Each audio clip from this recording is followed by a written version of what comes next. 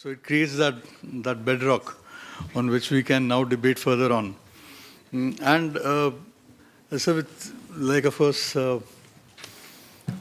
so on the point that he concluded, and that was something which has been a kind of a taboo for Mumbai for all this time, and that is on reclamation. And now, of course, it's not just a taboo because of the environmental issues, but because of also the CRZ, which is a very restrictive kind of a thing, which is not allowing anything to be developed on the seafront.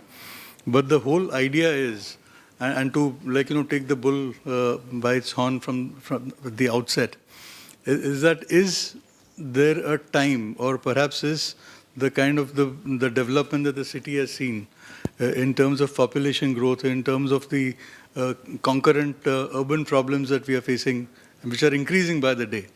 The lack of proper transportation, or the speedy transportation, or at least dependable transportation, and all of that.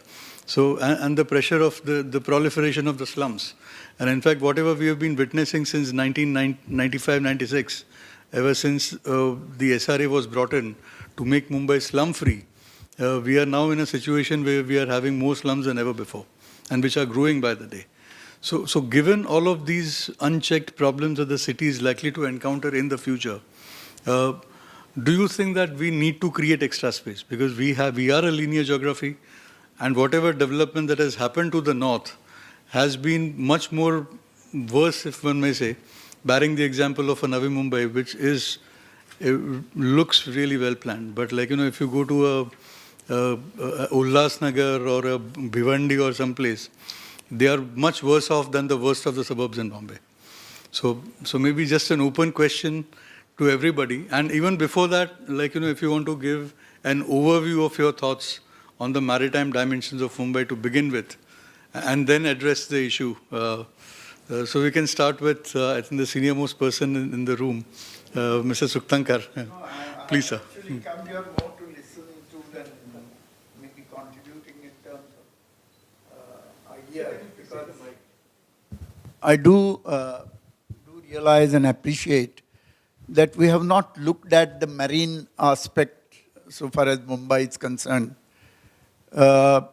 in as great a detail as we ought to.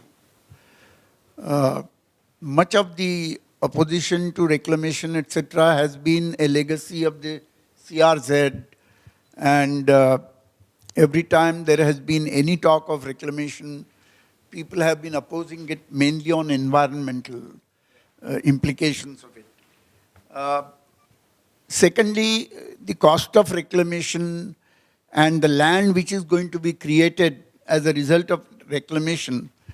What is it that you are going to make use of that land? It must be economically sustainable. You can't go and, for example, reclaim land and settle all the slums there. Who is going to bear the cost of reclamation of that land? So, what may have been opposed at the present juncture may become economically viable and sustainable maybe after a couple of decades, I don't know. But the point I'm trying to make is that we have not fully exploited the possibilities and potentialities of development on the available land mass, both on the eastern side and on the northern side. On the northern side, it is catching up with Palghar and all these, areas, gradually getting more and more closely connected with Mumbai, with the various kinds of rail and road networks and so on.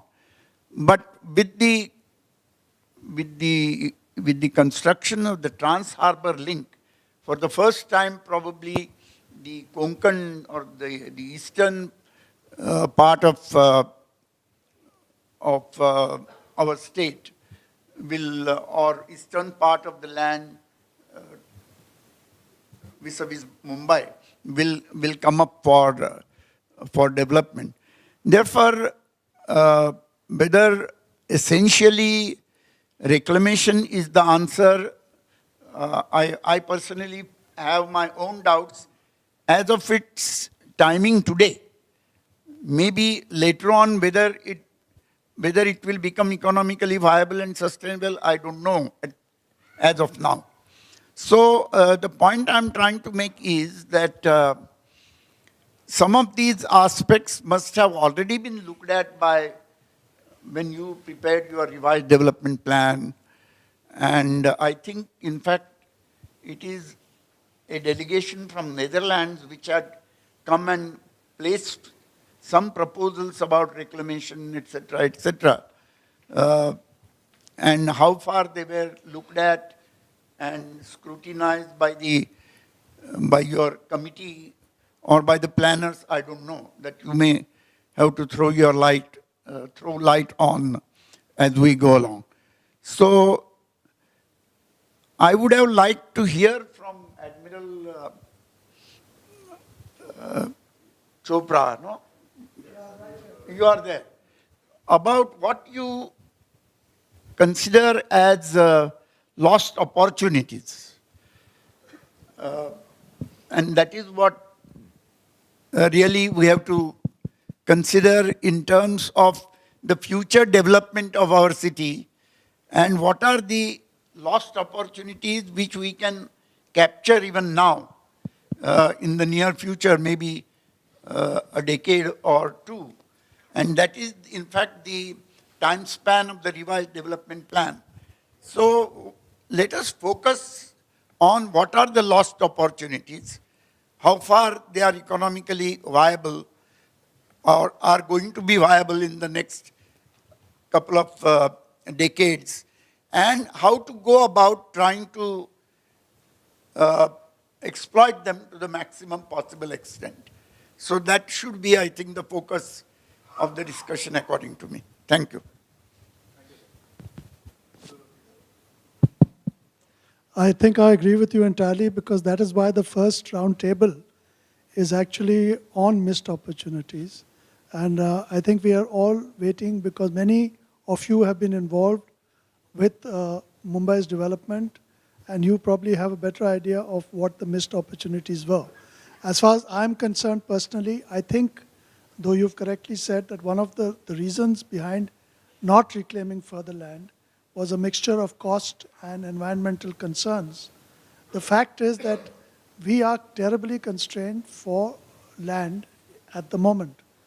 When you do say that we have still not availed all the possibilities on the mainland, that is true. But on the island, I don't see much more land available which can be put to use.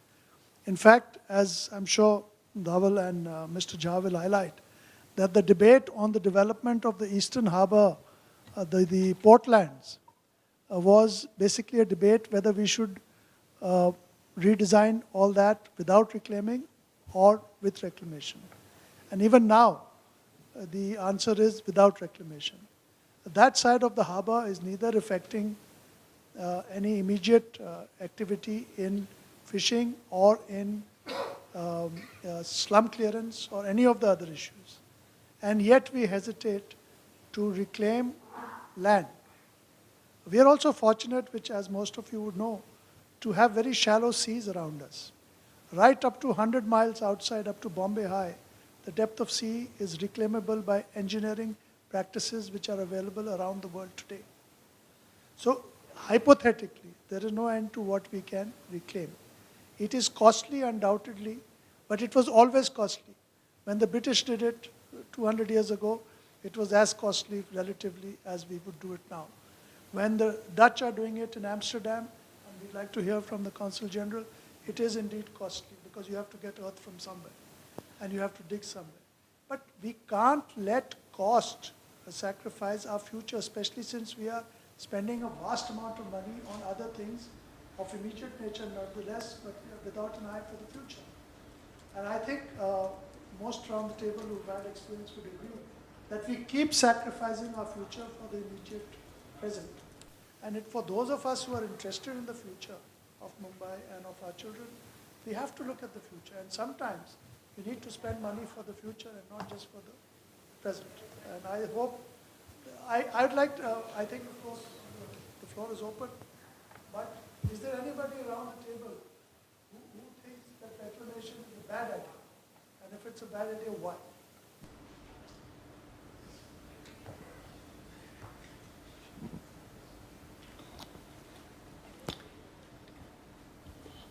I'll take off from the question that Admiral has raised. Per se, reclamation actually is happening all the time. For instance, when the coastal road is being built, 1.8 square kilometers of the sea are being reclaimed because that's part of the land that is going to come from the sea. About one square kilometer, 0.8 is already available. So some kind of reclamation is happening. However, the fundamental question that we need to ask about reclamation is that if we want to reclaim land, we want to reclaim the sea. Why do we want to reclaim the sea? What is the purpose behind it? Is it because we want to have more people come and settle in Mumbai? Or do we want to resettle people who are already living in Mumbai? Are we afraid of the sea? And that is why when you talk of reclaiming sea, it means that you're converting the sea into land. We can't work in the sea, we only want to work on land. I think these are some of the basic questions that we have to ask. Reclamation just for the sake of reclamation obviously is not a good idea unless you link it to some kind of development which you foresee.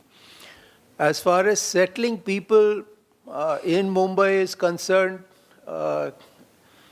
in a country like India, that doesn't seem to be a very good idea because we've already got 30,000 people per square kilometer, which is one of the highest in the world. And we are suffering on account of that. So we reclaim more land and allow more people to come in, which will make us take more time to reach conferences like the one we are having here. So I think starting with the idea of reclamation in the maritime picture of Mumbai is putting the cart before the horse. I would rather say that let's put that aside because it has been a very controversial issue for whatever reason. And every time we talk of reclamation in this country, the background is such that the misuse of reclamation has been such that people don't look at it very favorably. So the question therefore arises is, why is a city such as Mumbai, which has been a coastal city, not used as a coastal city? Why do we feel so uncomfortable to go out in the sea that we only want to work on land? There are a number of activities that we have tried in the sea and we have not succeeded. So water transport has been an idea. Many attempts have been made at water transport, but for some reason it has not succeeded. And the question always comes back, why? And the answer finally that you have to give is money. Water transport, the government doesn't want to pump in money for water transport. It wants it to be on a public-private partnership. And the private player who comes in is not allowed the kind of reclamation and commercial exploitation of the sea that will allow that activity to become viable. And therefore, attempts that we made in the past were not successful for reasons of viability and for no other reason. So the alternative then is that either the government puts in money and runs it on a subsidy, or you allow public-private partnership with viability coming in, and viability will always bring in activities that would lead to commercialization. Otherwise, it doesn't become viable. Now, that kind of reclamation, I think, has a strong idea because it doesn't need a lot of reclamation. It only needs some reclamation. And if it is done purely with the purpose of making that activity viable, then it becomes a strong argument. And that is how water transport all over the world has succeeded. No water transport succeeds unless it is viable. And the only alternative then is to put money into it by the government, which is not a very good idea because government is always short of resources. So when the question comes whether you want to use it for this purpose or that purpose, then the priority will always be to equitable activities which have to be subsidized and put commercial activities on the PPP format where money can come from elsewhere, and you only give assistance in terms of policy, guidelines, and regulations that allow them to make a project viable. So that is one idea that we need to push forth. Broadly speaking, for what we need to do, I think more than lost opportunities, we need to focus more on what we need to do. And I think one is the economic side. The other is the transportation side, which backs the economy. The third is quality of lifestyle, which allows you to enjoy the sea. You have activities of sport, you have activities of recreation, which you can do in the sea. And put all this in a format of equity, because it has to be shared by people who are around the sea.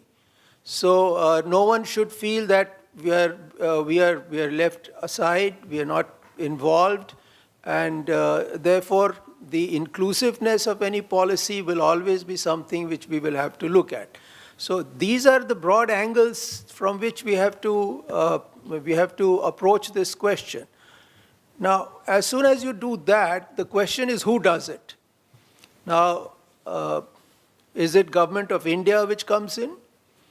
Is it the Navy which is present around Mumbai, which takes a lead in certain areas? Is it the state government and its maritime board which takes certain actions? And finally, what is it that the city itself does? Because in most other countries, the city plays a major role. Unfortunately, the city's limits stop with the geographical area of land. And one of the reasons why this country has not witnessed this, because we always give the city the last place. Whereas the world over, the city is given the major place in development.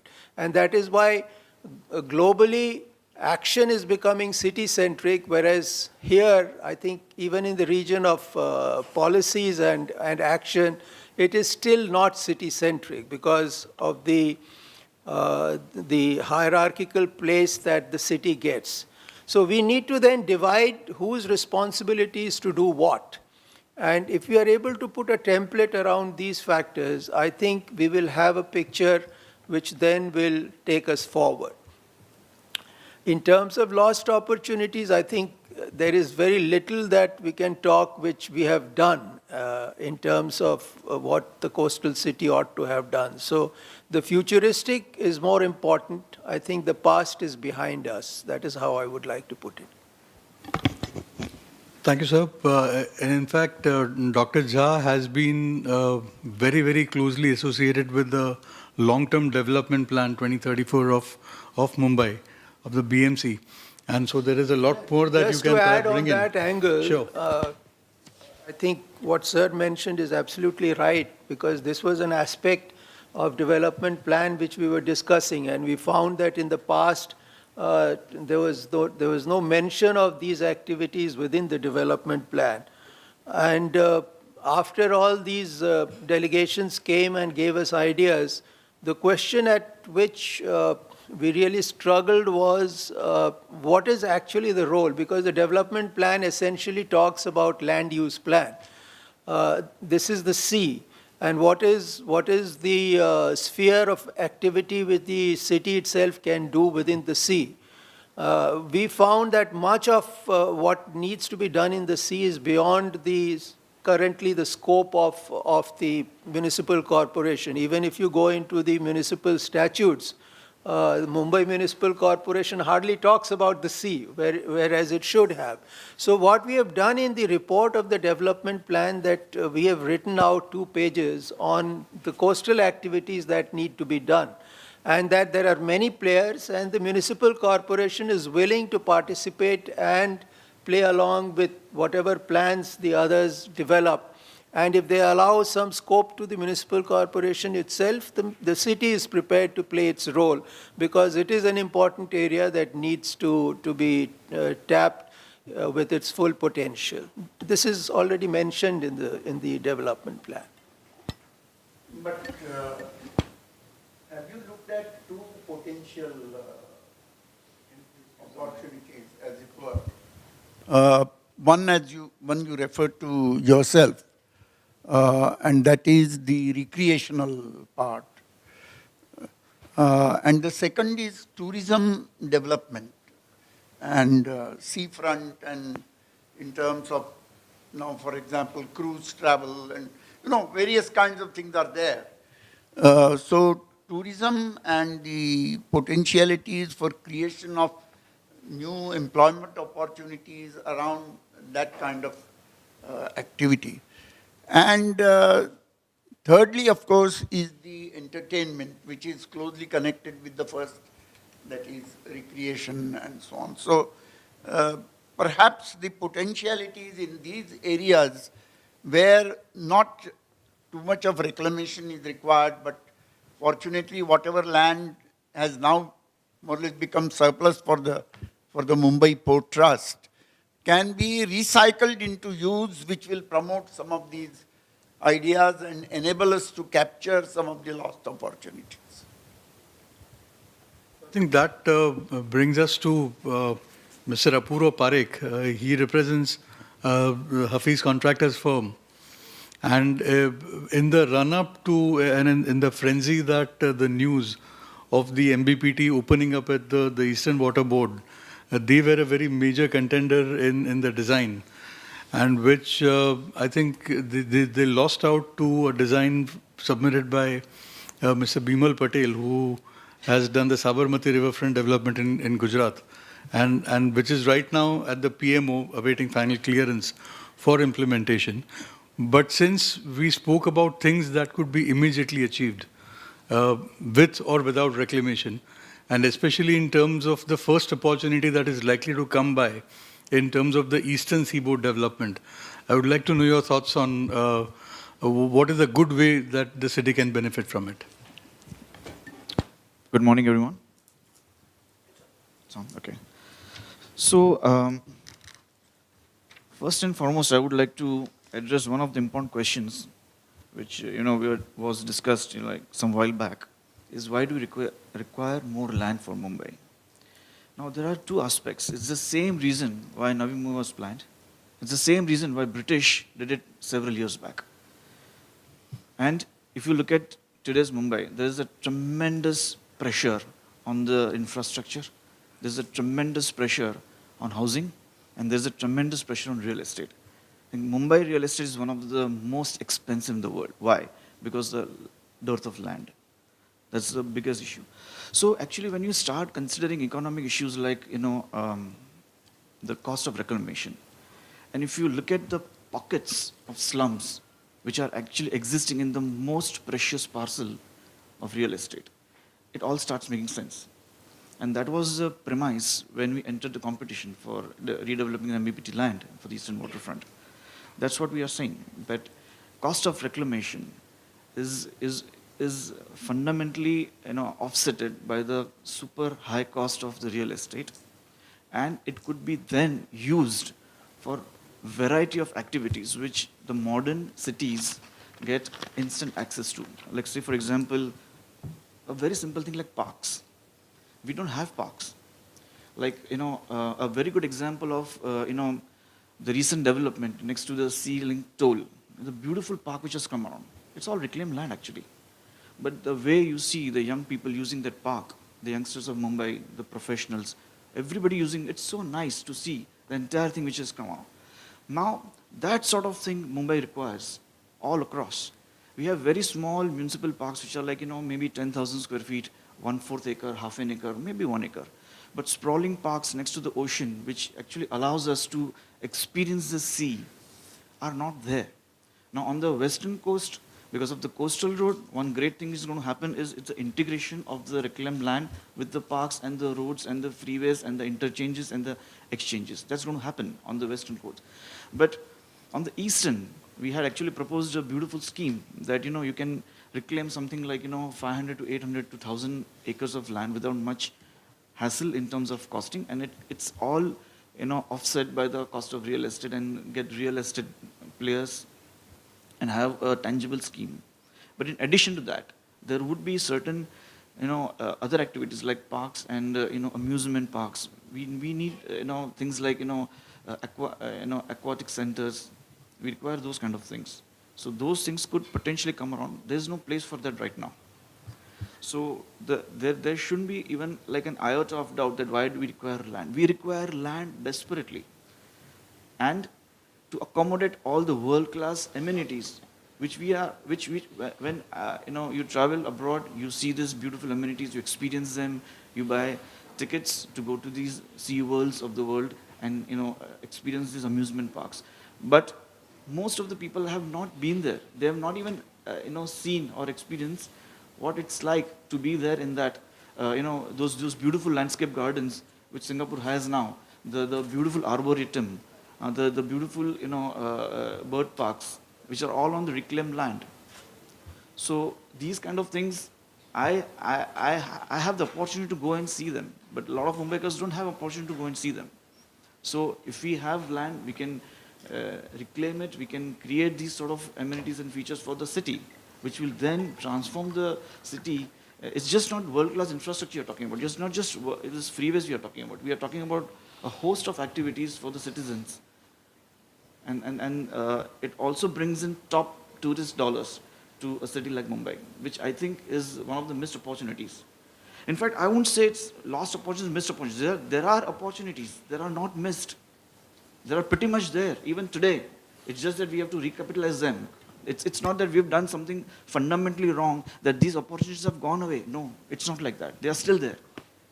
But how to capture them, how to capitalize them, how to plan in a way that these opportunities are mobilized into things which can benefit the citizen of Mumbai. That's the most important thing. Today nobody talks about in NCR there is no land available. There is huge amount of land available. You keep extending. It's like gone into this crazy urban agglomeration. I think the biggest in the world. If you look at the agglomeration right from Noida, Greater Noida, all the way till Gurgaon, Ghaziabad, it's a huge thing because they have land. But Mumbai is not able to expand that. The only thing which we are expanding right now in Navi Mumbai and other areas, and now we are going to expand in the Naina region, which is going to be bringing in huge amount of tracts of land. But still, as like this island city of Mumbai has millions of people staying in atrocious situations with zero infrastructure facilities. Yeah, so we require land to address all those things. As an architect and an urban designer, I'm not a planner, but I'm an urban designer. Always this question remains, and I've done some reading on it, that what was the disastrous effect when British joined the Seven Islands on the environment? What is that we are suffering even today when British created this beautiful coastline and the entire Nariman Point was reclaimed? This beautiful curve, the Queen's Necklace, is not made by nature, it's man-made. So I would like to understand what is this disastrous effect on environment by Queen's Necklace. And if we can really rationalize this, we can understand, then we must replicate this on the eastern waterfront. What's the problem? I have not really understood. So the people, yes, I'm very sure that there must be engineering or real serious environmental concerns, but we also need to understand what happened then. Okay, the world hasn't really changed. Mother Earth is far bigger than the human race. Okay, so we did something to this land about 100 years, 200 years back. Let's assess what happened. Okay, what environment damage we've done to the Meठी River is probably even bigger than that reclamation which British did to these Seven Islands. So let's go back to that. And if we can, it's a great thing that we are now reclaiming close to 500 acres for the western, for the coastal road on the western. But the similar opportunity happens and exists on the eastern. And one more thing which comes around is you have to see the real estate situation between west and the east. The entire western coastal, the edge, is dotted by extremely expensive real estate. Right from Nepean Sea Road to Worli Sea Face to Bandra, everything. You can't really deny that. So to reclaim yet another 100 or 200 or 500 or 1,000 acres and creating yet another land is slightly a challenging thing. But on the eastern There is no such thing. No, the question, I think you're not answering the question. You want to reclaim land for what? For real estate? I'll answer that. So my top 5 would be for creating open spaces which are very missing, pretty much missing. Yeah. Then I would like to use it for affordable housing. Then to create tourist spots which are doting the eastern or western and creating leisure spaces which would then bring in top tourist dollar to the city.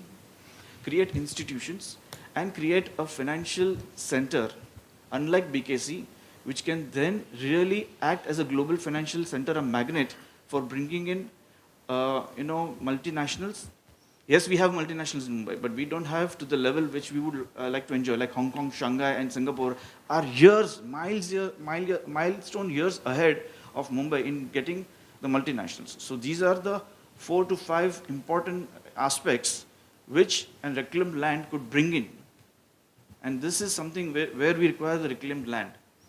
Now, since we entered the competition for the eastern waterfront, we also observed that, yes, the entire land of about 1,300 odd acres belongs to one particular entity, which is the Port Trust. But even in them, there are so many leaseholds, this, that, there are quite a few encroachments. So, yes, it's a full, it's a full development potential, but then there are so many different loopholes which need to be addressed first rather than going into full-fledged, sort of like bulldoze development. So a reclaimed land on that side also shall help the parcels which are, clear, and it usually joins up with this sort of development and creates a beautiful sort of an integrated development. So these are the different issues which are, these are the different uses to answer your question that why do you require reclaimed land? Thank you. Right. And Apurva, I think so you would want to add anything? It will take the discussion. Please, yeah.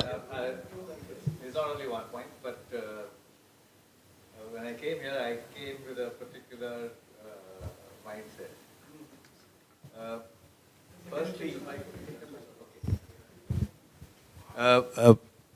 Firstly, talking about lost opportunities.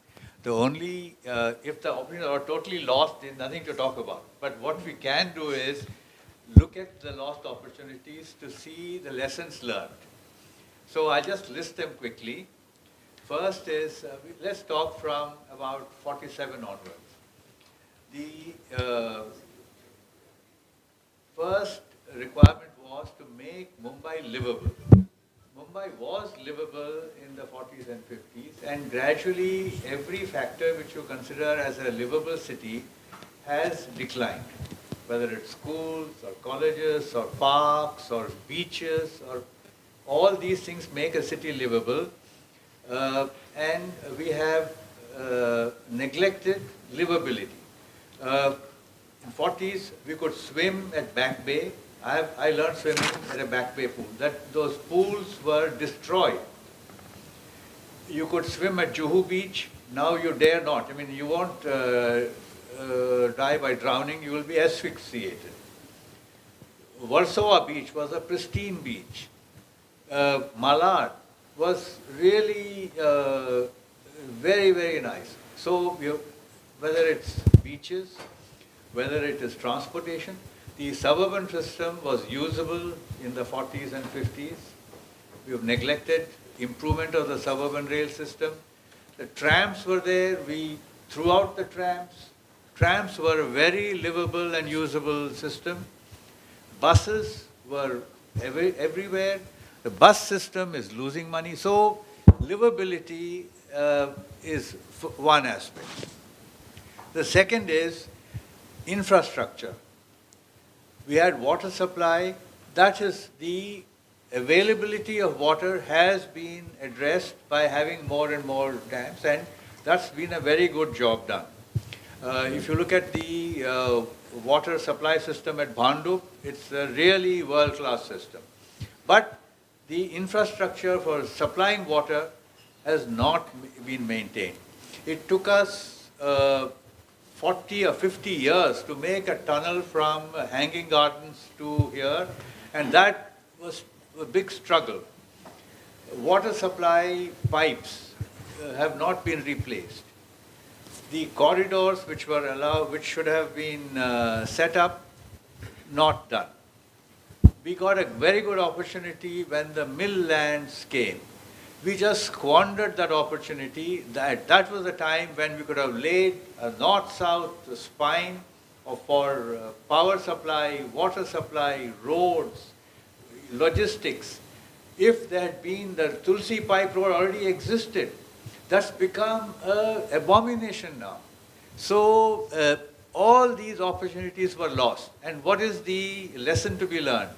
First, make Mumbai more livable in all the things that I have mentioned. That's one. Secondly, we needed expertise, which we got. For example, the World Bank came and told us, build east-west roads. People are doing loops instead of going east-west. They just named 4 roads.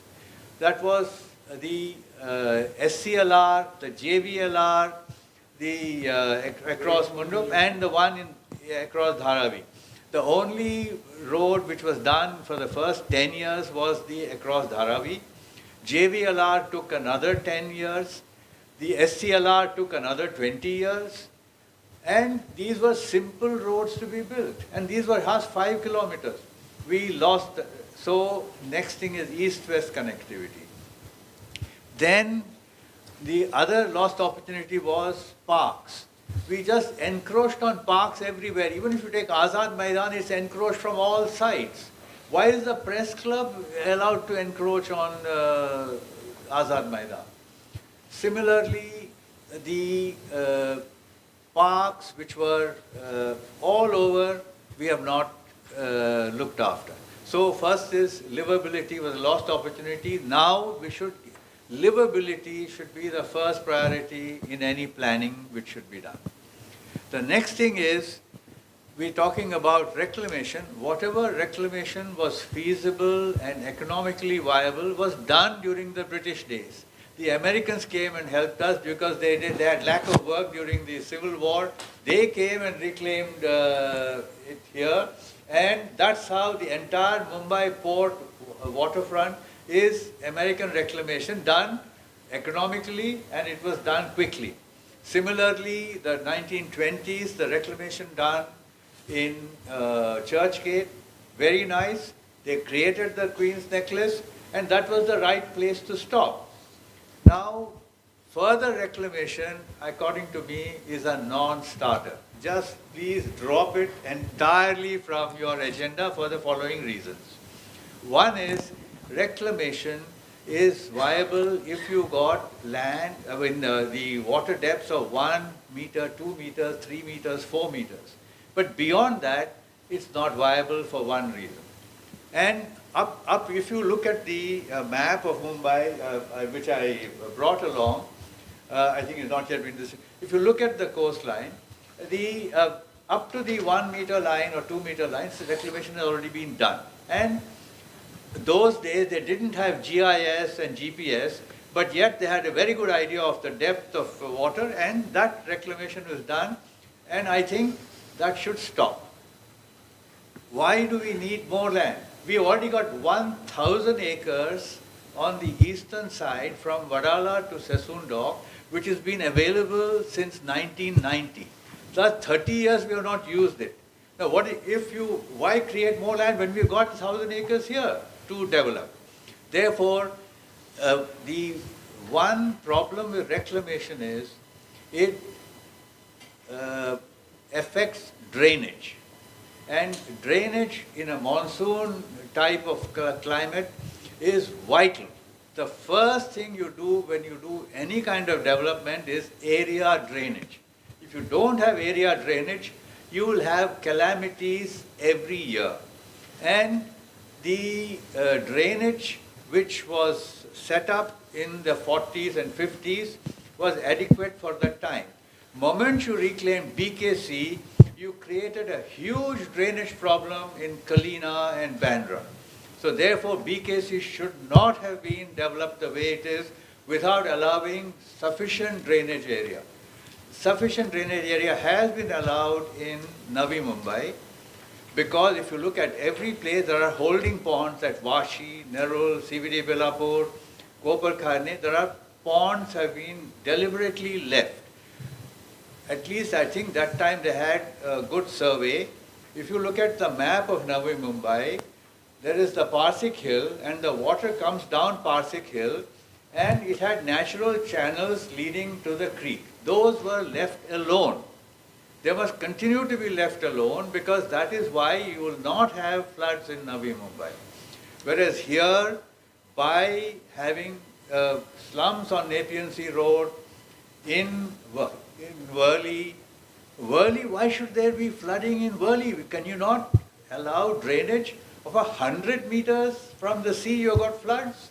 That shows that you just not allowed enough cross section for the drains to reach the sea. And I think that's a terrible statement to be made against the engineers of Mumbai. They cannot find a route for water to drain 100 meters from the sea. That's a disgrace. And in Worli, you've got this situation. Now, therefore, according to me, reclamation is just not worth talking about at all. Next is the water transport. 50 years ago, we had a daily service of passenger ferries from here to Alibag, from here to Goa, from here to Ratnagiri, and across to Karanja. Now, it is what in the Navy we used to call sea blindness, but here in Bombay it is water blindness. You have got incompetent people who have come maybe from inland here as looking after the infrastructure in Mumbai. They allowed the lobbies for the bus and road transportation lobbies to come up and they gave a lot of concessions to road transport. People use roads without paying much for it. But whenever it came to water transport, huge levies were charged. And therefore, those water transport systems collapsed. There was a revival of the water transport system in the 90s. We had a hovercraft service from Navi Mumbai to here. In 20 minutes, you could get from Bombay, from Gateway to Vashi.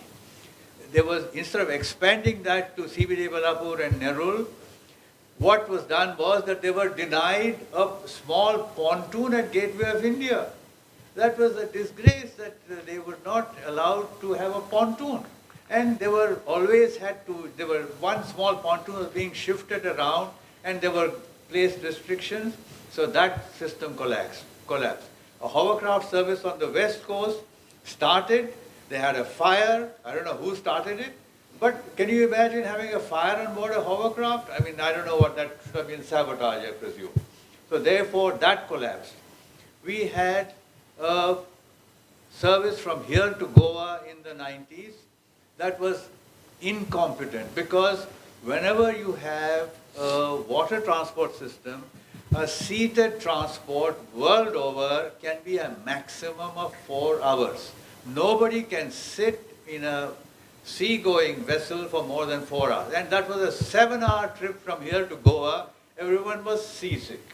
It's a simple question. They should have provided bunks. I don't know who, some of these business people do these things purely as a money spinner, not for the public good. This is where competent people should have come and said that have bunks if you want to go from here to Goa. You cannot have a catamaran system with seats. 7 hours in our kind of beam seas is not possible. So these are all lost opportunities which I feel we can take and look ahead.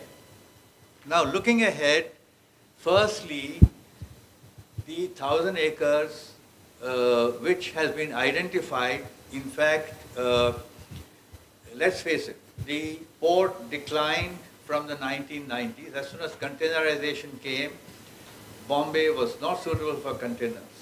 Now, another thing is, if you want to say that Bombay is going to be a maritime city, it was a maritime city in the 18th century and 19th century, first half of the 20th century.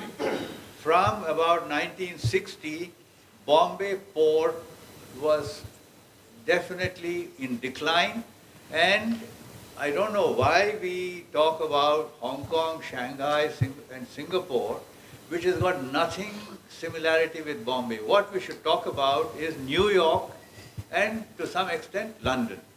New York, the problems were absolutely identical to what Bombay is facing now. We just have to follow what they did. They shifted the port to New Jersey. We shifted the port to JNPT, and the ports in New York City itself have become tourist spots. They have got the Indomitable, they have got the Concorde, they have got, these are the things which we should do. We should have put Vikrant as a museum across, everything was done, but suddenly what is water blindness came in and everyone said, which Vikrant, where, and suddenly they dropped. So the next thing that we should recognize is that the Mumbai port should close down its maritime activities. It's high time it did it. New York has done it, London has done it, other cities have done it, and the longer we delay it, we are just wasting money and time, and we are wasting this opportunity of making Mumbai more livable. Now, the reasons for Mumbai port closing down is that firstly, if you look at a map which I had brought, start from Wadala to Ray Road, that was the port of Mumbai in the 18th and 19th century. Arab dhows came there and they were there. Then from 1888 to 1914, the three docks were built. Princess Dock, Victoria Dock and Indira Dock, which was then called Alexandra Dock. So the depth of water in the Princess and Victoria Docks was 7 meters. In Indira Dock, Alexandra Dock was 10 meters. And these were maximum. So 10 meters was fine. In the Second World War, those ships had 5, 7, 8, 9 meter drafts. They came. Now the largest ship which can enter Indira Dock is about 65,000 tons dead weight. Because there is a lock gate allowing the ships to go into Indira Dock, that is 30 meters wide. Now, no ocean-going ship is less than 32 meters wide today.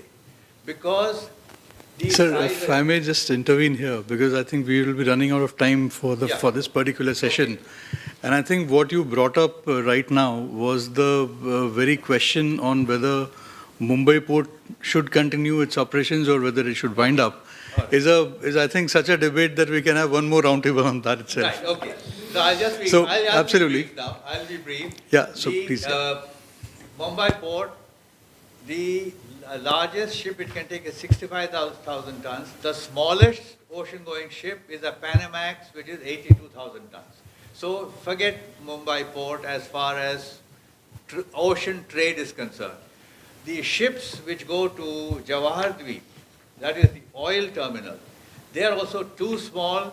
We are paying double the freight for oil coming to those compared if now the new refinery at Nainar should have a berth, a single buoy mooring like in Wadinar off Alibag. That should be piped. The ships don't have to come ashore anymore. That's not possible in Mumbai. So now that's the lost opportunities from which we can learn. Now we come to what should be done. Sir, I think for the future possibilities, we have another session that is devoted to it. Because the way we wanted to build up is like, just identify all the missed opportunities, as we can call them, Right. and then perhaps go to a level of discussion where we will find to address them with some Now, broad the missed solutions. opportunity is that we have, instead of strengthening the municipal commissioner to make Mumbai more livable, we have produced Absolutely. really awful solutions. We have produced an MMRDA which should never have been allowed. What we should have had is, if necessary, raise the level of the status of the municipal commissioner. Absolutely. And had MMRDA as part of. Now we've got MMRDA versus the municipal. Absolutely. And so the governance of the city and the fragmented governance that we now witness with a disempowered mayor or the BMC itself, I think that again is a question. In every area. Yeah, absolutely. And which has been a very big impediment, of course, in planning anything holistically for Mumbai. The suburban railway should have been a corporation. Surely, itself. absolutely. Instead, what we did was we brought in Rail Vikas Nigam, which is again sitting Yeah. in a. Sir, I think we'll have to really move on. Okay, so like Because this, so what absolutely. we should have, which we suggested in a conference recently, is a CEO for Mumbai who has all the 17 agencies which are now covering Mumbai. All 17 should be under one CEO, so you can coordinate. Sure. Whether it is the police, the traffic. Now, can you imagine that the traffic department does not report to the municipal commissioner? What kind of governance is this? So again, that is something that Dr. Jha is working on. It's something which is under wraps at the moment. It's something called the transparency report, and which is broadly suggesting certain measures like these. So, and perhaps importantly, sir, please. I just wanted to reiterate what Dhaval just said. Can you hear me? And this Yeah. is with respect to what Admiral Rao said.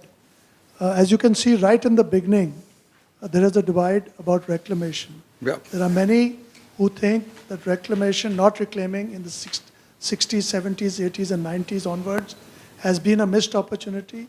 And there are many others who feel it's neither feasible nor possible. I think we will have a separate session on that. Absolutely.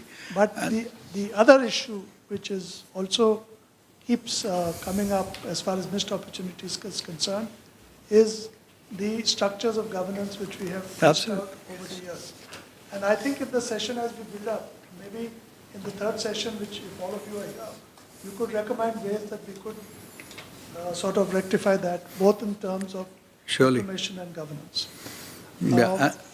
And from what Admiral Rao said, I think one very clear thing that emerges on the reclamation debate is something that we have seen with the way Bandra Kurla complex has been reclaimed, and which has been directly responsible for the flooding that we see in Kalina, Santa Cruz, and all these places. And which also was perhaps the reason as to what happened during the incessant, the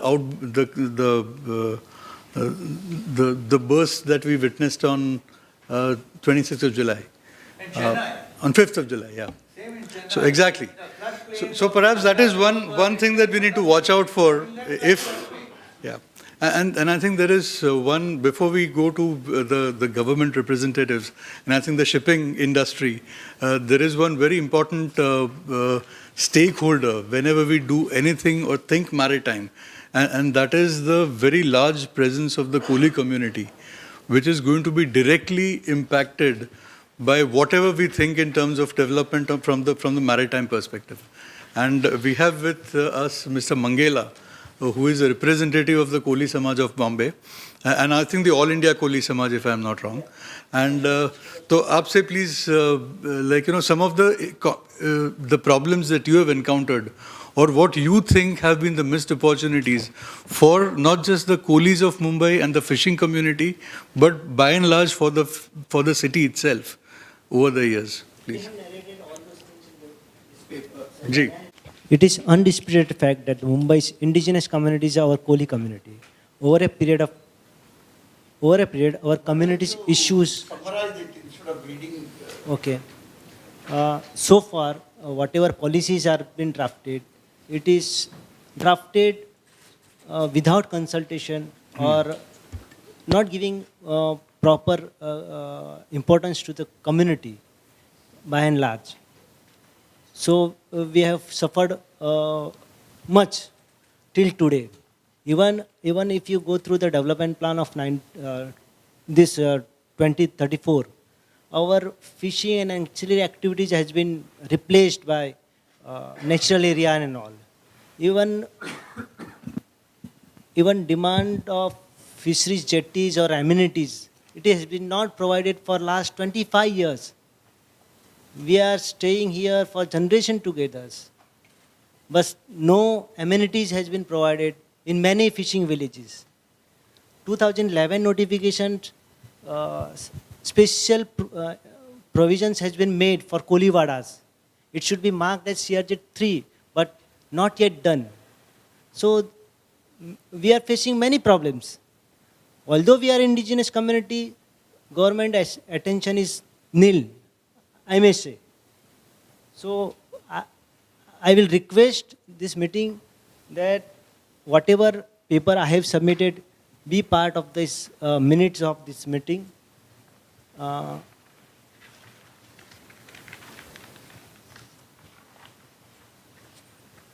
Earlier we were talking about reclamation. So we all know that this Mumbai was a 7-island, and this creek land or marshy land were reclaimed.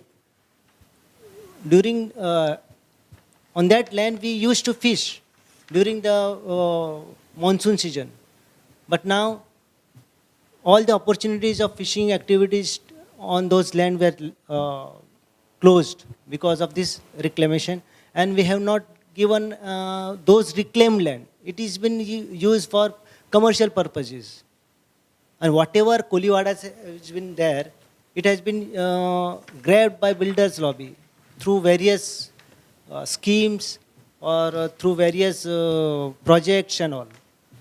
So our whatever grievances are there, it should be taken care of, and whenever there is a decision making or policy making process is there, our representatives should call and due consideration should be given to us. Thank you.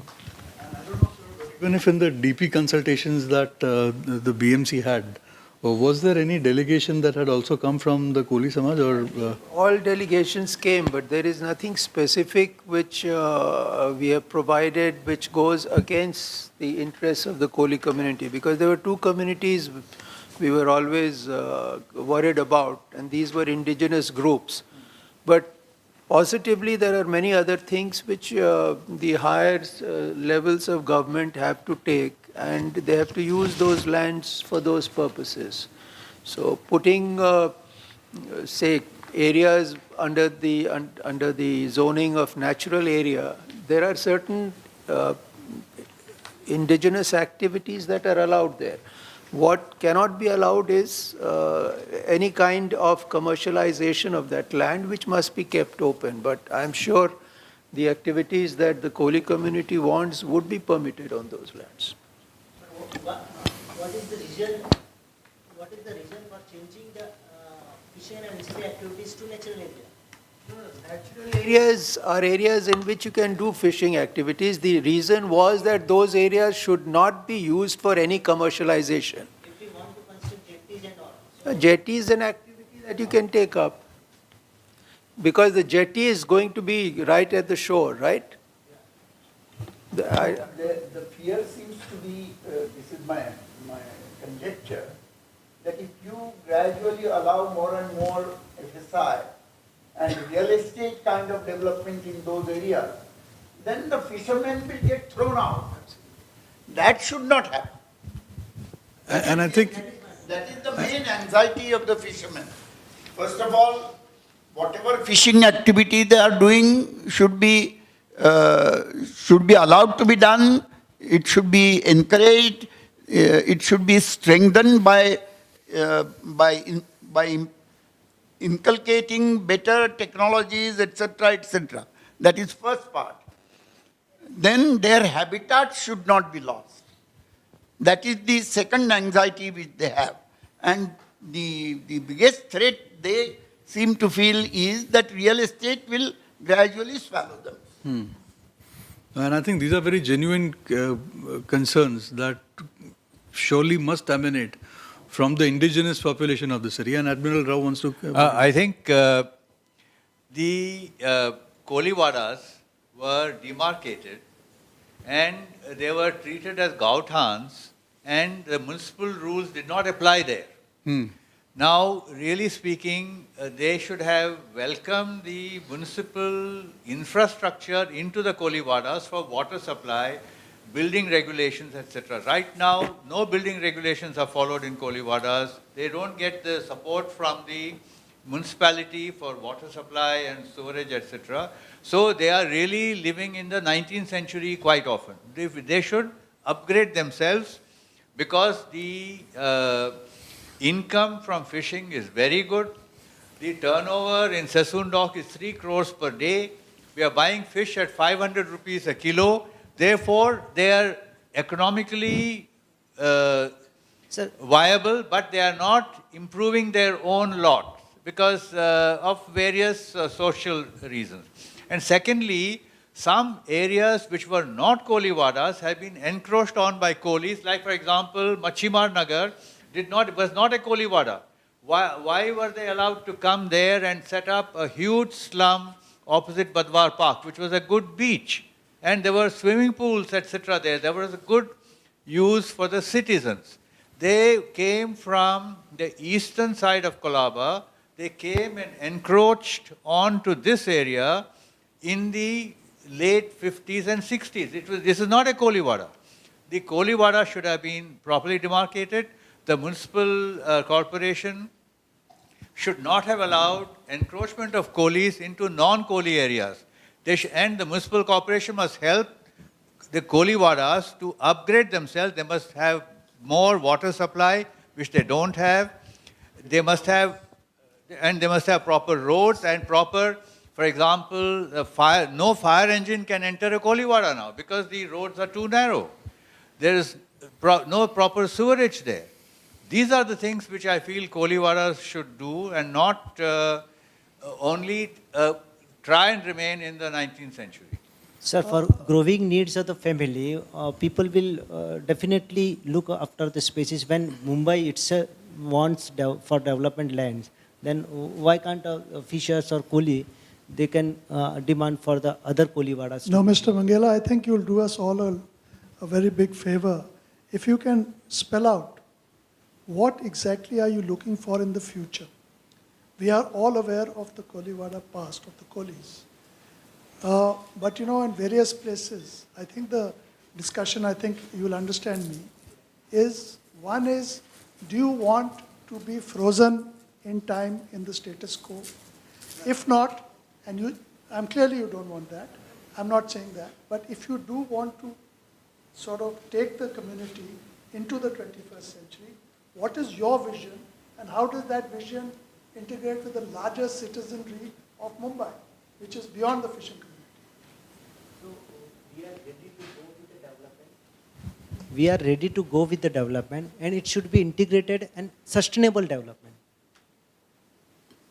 What does that mean? Because this is a word which is used in seminars all over the world. What does it mean to you, sustainable development? Sustainable means in the future generation also could be accommodated. And they should get also housing rights and all. Now we are looking at the development plan wherein in our areas, the affordable housing provision has been made. It should be Koli housing. I think you will find across almost all stakeholders in Mumbai a very sympathetic approach to the fishing community because of the past and because of your special role in Mumbai. But the issue really is that whether the entire community as it is now, its future is based on entitlement or its future is going to be based on the community itself. That question is being asked now, and that is what you will have to address in some of the questions which are. No one is denying the requirement to protect. No, may I intervene here? The official viewpoint is on this. The official is right. I'm saying the official viewpoint is that the Kolis are indigenous communities and their interests have to be protected. Now, Kolis themselves may be divided in their opinion, but they want that whenever a developmental program is taken up, It should be a program, if it is going to impact them, where their voice is also included. So you have a proper inclusive discussion with them. They would probably go along with any developmental activity if it is not going to impact them adversely. But this has been a feeling all over that when you do development, the indigenous communities get left behind, and they are impacted very adversely. Therefore, for instance, when we did this new Land Acquisition Act, which has gone overboard, we have said that the land acquisition must be able to integrate those who have land in the developmental process, and therefore they must partake of the revenues that are going to come into that. So the ultimate issue becomes is that any development project you take which is going to impact them, do discuss with them, do take them along and see that they also partake of the revenue benefits that accrue. Now that might require skill upgradation, that might require other things, that might require housing, but we have to do it in a way where the Koli community gets impacted positively. I would like to come to Mr. Rao's point. The whole argument that he gave was on livability, and I think it's a very key word, because that's what we are talking about. Mumbai has gone down in livability. But livability is a factor, among other things, of the kind of demography you have. Now, if you want to have 30,000 people per square kilometer, you shouldn't talk about livability. And that's one of the articles that I wrote, that if you are going to allow everyone to come in at every place, we should stop about talking about livability. No, I disagree. New York, what is the livability in New York? What is the per capita space available in New York? Would you be able to tell me? No, I think the density of those... We are living in 35 square meters per person, whereas New York lives in 178 square meters per person. Manhattan by itself, Yeah. there I'm sure that it would be... You cannot have a situation in which a city continues to take any population that flows in from any place and then talk about livability. So you have to have a stand on that. And that is why the whole crux of the kind of planning that we are doing is that we are planning, how do we do a development plan? Every time we predict a democracy. We project a democracy, what is it going to be in 2034? Now in 2034, if the population is going to be beyond 13 million, there is no way your livability is going to improve. And therefore, I think these are national questions that have to be addressed, which a city finds, too narrow a place where you can set policies that are going to have an impact elsewhere. A city cannot, for instance, take a decision that this is the kind of population that we would be able to support, and beyond that, there are other cities who should support that population. That's a national view that has to be taken. If you have sewage treatment plants, how much space is required? What requires... No, we don't need evidence from other countries. You look what has happened to Bangalore. You look what has happened to Bombay. You look at what is happening to Pune. You look at what is happening to Hyderabad. You can't have 10 cities of the entire country which were livable countries suddenly take the population load of the entire country. No, but why is not importance given to sewage treatment plants? Because... Yeah. No, I think, How do you say sewage treatment plant doesn't require land? Every activity that you do in a city requires land. We have been covering up drainages that are existing elsewhere in this country. Every city you go, drains are being covered up because there is no place to go. So you are using them as roads. I think we are struggling in cities with a kind of a problem which a single city is not able to deal with. Sewage treatment plant can be... Sir, I think we need to really move on and bring the focus back, I think, on the maritime aspects. And what you said, sir, is very important, that we cannot have a city where we have an unstopping, completely uncontrolled influx of people day in and day out, which is leading to the proliferation of slums and the other incidental urban ills that we are facing, increasingly facing now. But that again comes under the larger governance issues and also in terms of protection of the rights of the indigenous Koli community, there is a definite need to balance out whatever development we think in terms of maritime aspects of Mumbai to integrate their interests as a very solid stakeholder. And to move on, I think we have three. So you would want to add something? Well, actually, since I'm moderating the next session, Yeah. I'll reserve my comments if somebody else wants to Sure. speak. No, I think we have got three important stakeholders Yeah. representing the shipping industry. We're taking And- that on in the next one. All right. So, Mr. Suresh Kumar was, yeah, he has been in since morning. And from, from whatever we have heard in terms of the missed opportunities and giving the national perspective as the DG shipping, what do you think that what Mumbai has really lost and in terms of opportunities and what could be done to increase the maritime potential and the opportunities to exploit them in the future? Filling or reclamation. Yes. Because I am from the regulatory agency for the merchant shipping in India. I want to focus on three aspects only. One is shipping, and particularly coastal shipping. Second is on the cruise tourism. And third, a little bit on port transportation around Mumbai. So, shipping is a very important activity for the whole Indian economy. As I've said, 95% of our cargo is transported, or exim cargo, I would say, into India through ships. There's a famous saying that if no shipping, half the world will starve and the other half will freeze.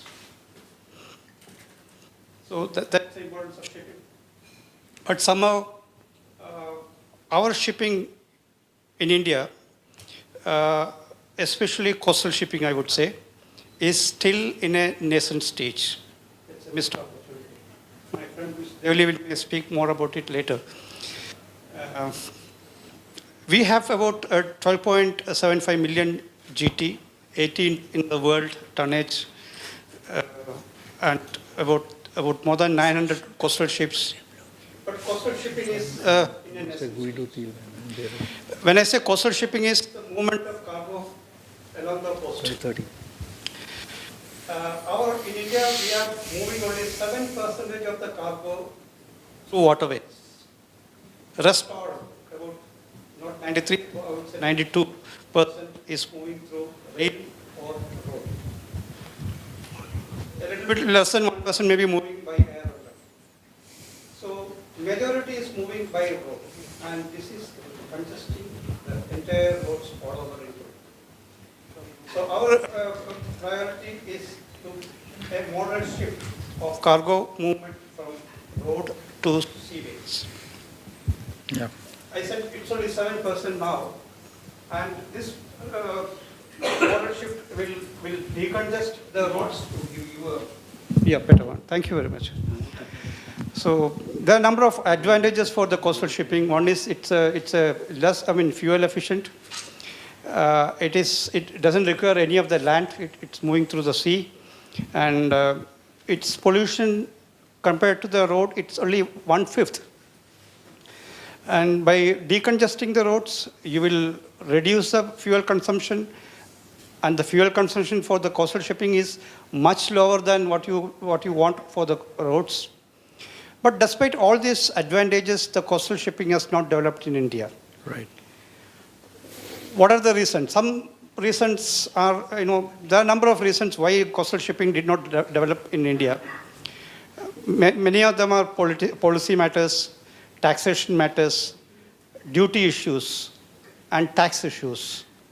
Like the ships, our Indian coastal ships cannot probably compete with the foreign ships. Foreign ships are getting duty-free bunker, whereas our Indian ships, they have to pay the duty. And the income tax for the officers and crew working on the ship, we have to pay, whereas the foreign ships need not have to pay that. So ultimately, the freight rate for a ship used, if an Indian ship is used and compared to a foreign ship, it will be high. So we don't get the priority here. But under the law of our Merchant Shipping Act, our coastal movement is reserved for Indian flagships. It is reserved. If an Indian ship is not available, then only it can be given to a foreign ship. Despite many initiatives from the government, like I said, I would say, reduced port charges, like 40% port charges for coastal ships. You have dedicated coastal berths in many of the ports, and reduced regulatory requirements for coastal ships. We have, from the government side, we have done a lot of things for the coastal ships, but it may not be sufficient. The major issue here is the duty, customs, and tax issues. As a last resort, I would say, recently we have removed the reservation also for certain types of cargo for Indian coastal ships. Now, foreign ships can freely move cargo on the Indian coastal ships, cargoes such as EXIM containers, empty containers, fertilizer, agricultural products. There is no permission required from anybody. They can just move the cargo. We hope the government, we think at least the movement of cargo on the coast and the modal shift of cargo from the roads to sea will improve by this policy change. Certainly, this policy change is not supported by the shipping industry because probably they are losing on it now a little bit. But this is a policy which the government has introduced in May 2018. Right. This is on the coastal shipping. So we hope the modal shift of cargo will happen soon. So you think that Mumbai port can play a role there I'm in transformation, its role to serve more coastal shipping than... Yeah, Mumbai, see, again, it's a chain actually. Its cargo has to move from maybe Gujarat to Cochin. It may have to go to Calcutta. Sure. Mumbai may be one of the ports. So this moving of the vessels, throughout on the coast will certainly increase the business of Mumbai port. And the second aspect I want to talk about is about the cruise shipping.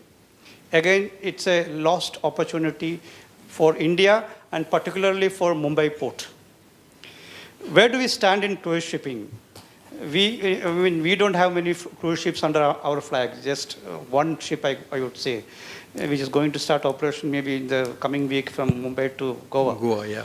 Otherwise, we don't have cruise ships. We have only passenger ships, which are operating between the mainland and Andamans and mainland and the Lakshadweeps. We have more than 100 ships.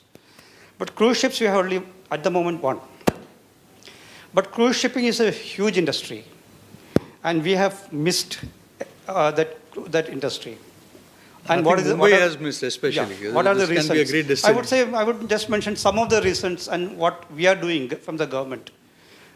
Where are we today? We are just less than 1% of the total, world tourists, cruise tourists. When there are about 23 million world tourists all over the world, ours is about, say, 1.75 lakhs. It's less than 1%. But today in India, our economy is growing.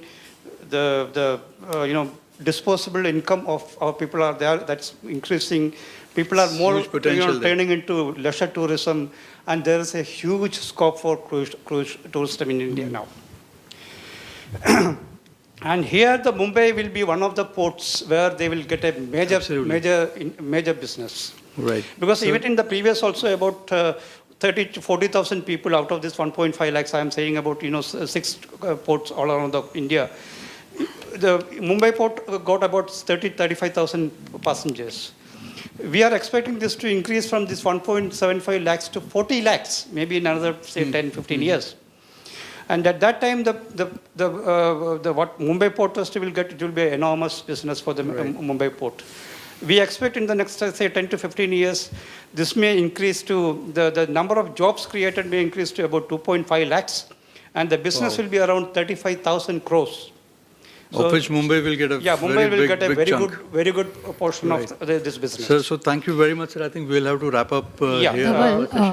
Please, Saili. If you give me one more minute, I will Please, say of course, a little yeah. bit about the water transport on the coast also, Yes. which I have faced because I was involved with the water transport from the last 25 years, from the regulatory Sure. side.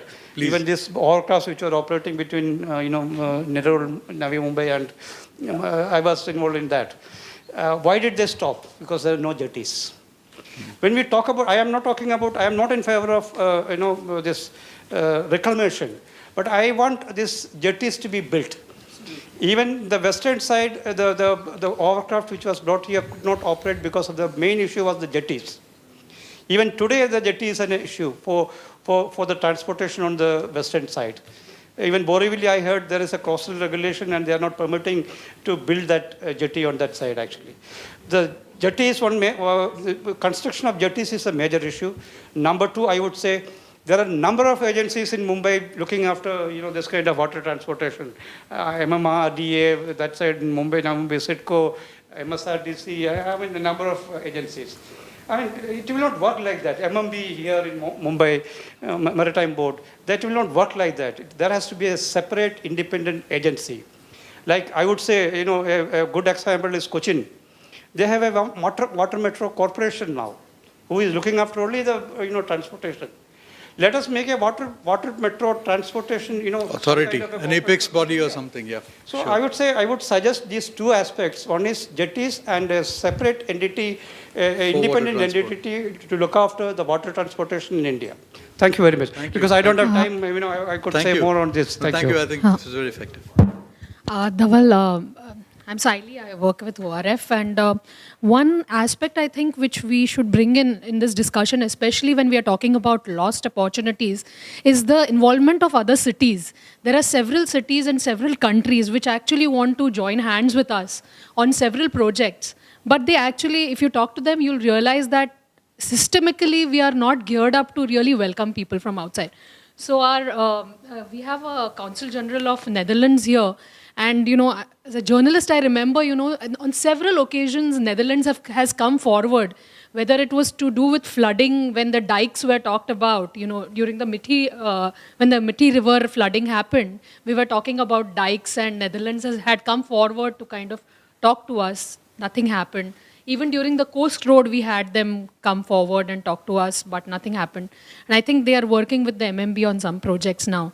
So just to get a sense of, where other countries really figure in where lost opportunities are concerned, if we can have Mr. Guido tell us something about that. Thank you so much. And it's really a pleasure to be here in this August forum to talk about the Dutch experience. I understand that there are Chatham House rules, and apparently there is only one Chatham House rule, which means that everything that is being said stays within this room. I'm a bit worried about the camera, though, there that is rolling. Okay. A lot of things have been said, and it was really a very inspiring discussion.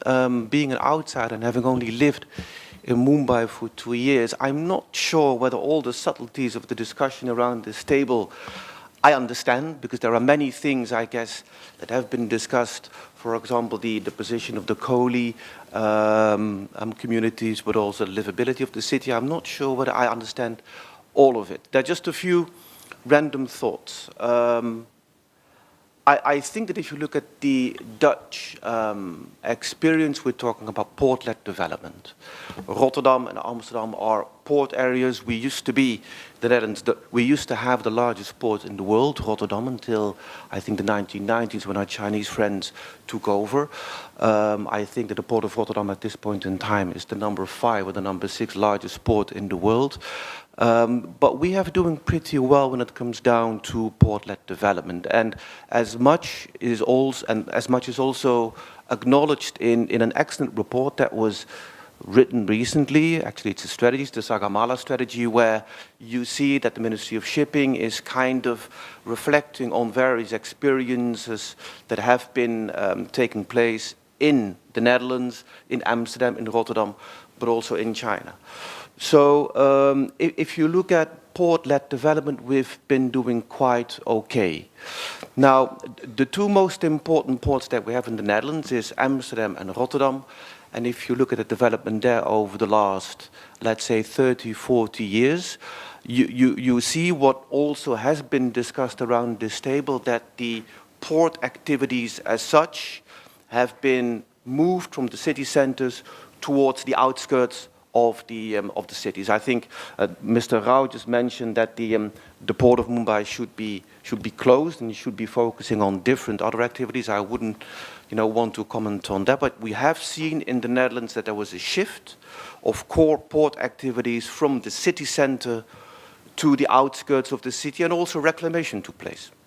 If you look at the port of Rotterdam, obviously it used to be an inner city port. Now most of the port activities take place in areas that have been reclaimed, here we have the word reclaimed, on the sea.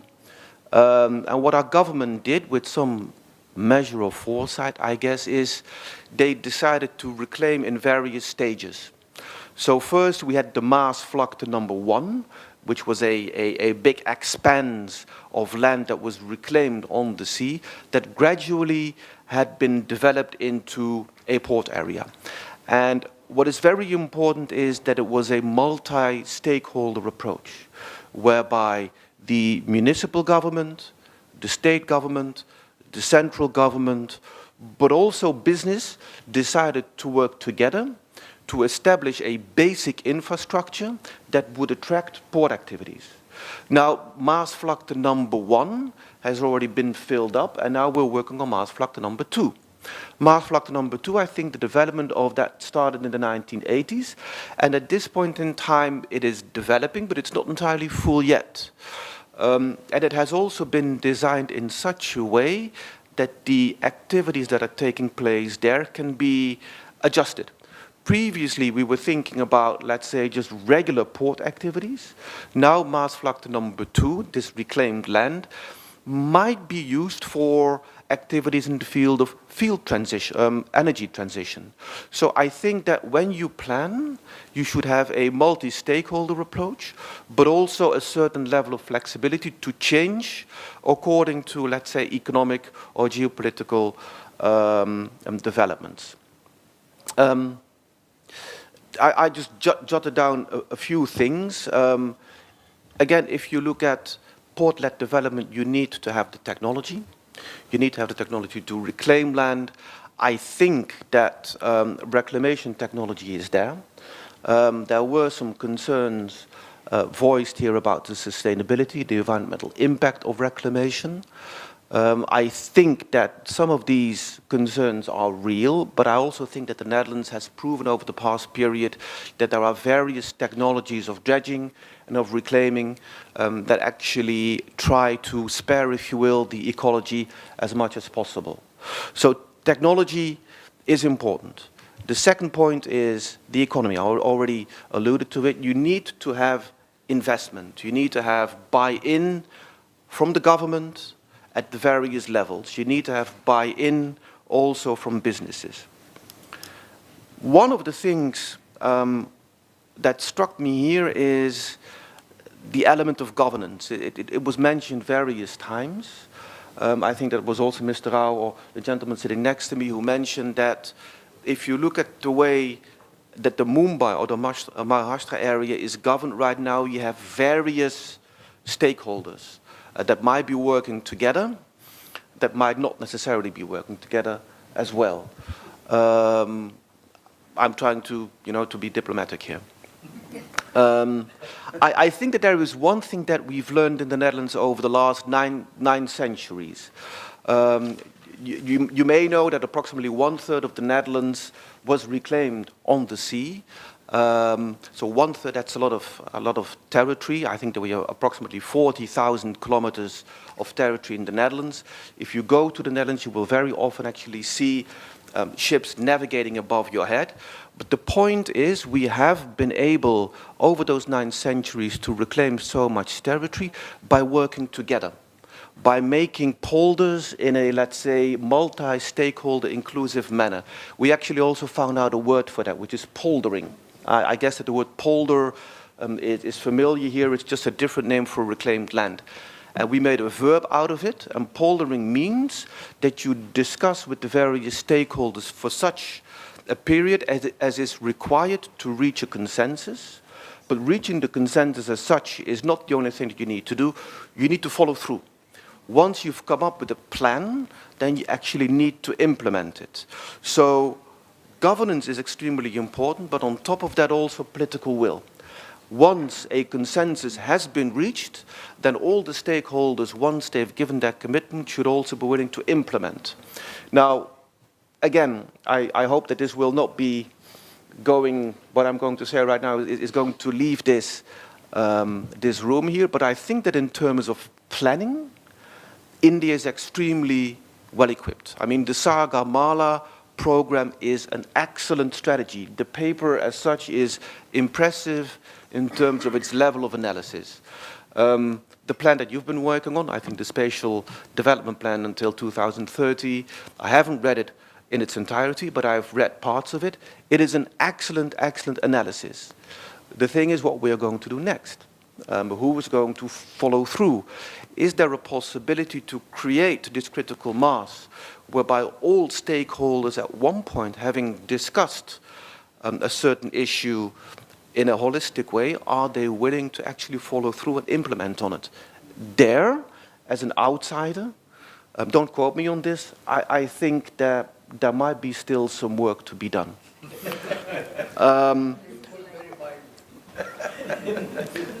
I remember that when our Prime Minister visited Mumbai in 2015, we were talking about the coastal road. There was a session organized with the Chief Minister, our Prime Minister, and the session was organized by Mumbai First, Mr. Nair. I guess that all of you know Mr. Nair. And he told me that Mumbai First had been at the root of some sort of interdepartmental commission, and I forgot the name of that commission, that would have some sort of staying and follow through power. I'm not sure what happened to that commission and whether that commission is still active or not, but that would be something that I feel is extremely, I see people nodding in the negative here, but I think that would be extremely important to have an organization or a forum where decisions are made in a multi-stakeholder high-powered committee, that was the name. Yeah. So this is the sort of the general thing that I wanted to mention. The colleague of the DG Shipping just mentioned the fact that they're working now also on cruise shipping.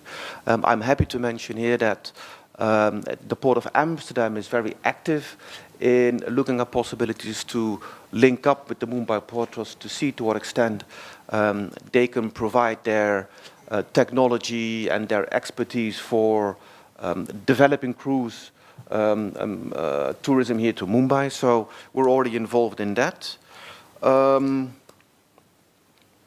Yeah, I guess this is the as much as I wanted to say.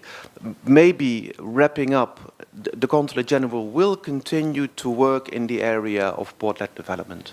In May, we had a very large delegation from the Netherlands. Some of you were invited, I guess, to the first Dutch-Indo forum on port-led development that took place in the Taj. We continue to organize and develop activities in the field of port-led development. In the month of December, most probably we are going to invite the Port of Amsterdam and the Port of Rotterdam to come to Mumbai also to discuss especially waterfront development and dockyard development. So all of you are warmly welcome to participate in that event. Thank you very much. So I have a quick question. I have a very quick question. When you mentioned that certain key activities moved, the port activities moved from the city center out to the reclaimed land, the land which was then made available. Could you just throw some very basic light as to what the city did with that land? Sorry, that's good. What the city, Amsterdam, Rotterdam, did with that land as the port activities kind of moved out? Well, as far as I know, I'm really not an expert, is that what they did is they decided that in this day and age, having port activities in an inner city is not of this day and age anymore. Therefore, it needed to move into areas at the protruding into the sea, if you will. It was this multi-stakeholder approach whereby the land was reclaimed. what I think happened is that the ownership of that land is in the hands of the Port Authority of Rotterdam. But of course, there was buy-in as well from the national government, municipal government. But that is as much as I know. What they did is they provided basic infrastructure so that when companies would come in, Hutchinson Whampoa, my Chinese colleague is here, Hutchinson Whampoa has a certain part of Maasvlakte 1, but also Maasvlakte 2 on a lease basis. So they developed further infrastructure and technology on that land, but the land as such was kind of prepped by the government. Right. Thank you very much, Your Excellency. I think that brings us to the closure or the conclusion of the first roundtable. And I think it was a very, very meaningful discussion. So thank you all for coming in. Now, we had, as per the program, we started late and we have really overshot the time. So we are cancelling the tea break. So tea will be served here, and then this table will have the next panel or the next roundtable participants. Our next roundtable. Thank you very much.